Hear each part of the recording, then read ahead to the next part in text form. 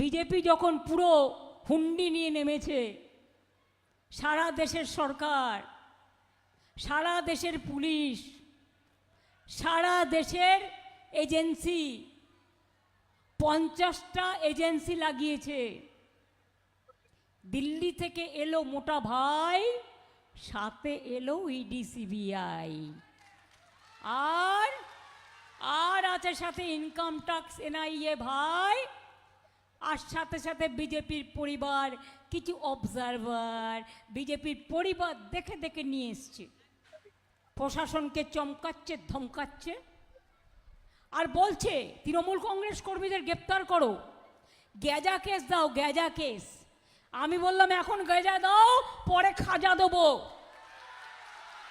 জগন্নাথের খাজা খেয়েও তৈরি থাকো।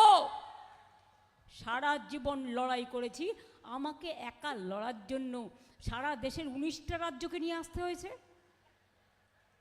2 লক্ষ পুলিশ ফোর্সকে নিয়ে আসতে হয়েছে। সারা বছর পাহারা দেবে আমাদের পুলিশ, আর ইলেকশনের সময় দিল্লি কা লাড্ডু সব বহিরাগত। কেন হিম্মত নেই? আরে মানুষের উপর ছেড়ে দিন না, মানুষ যাকে ভোট দেবেন তাকে ভোট দিন।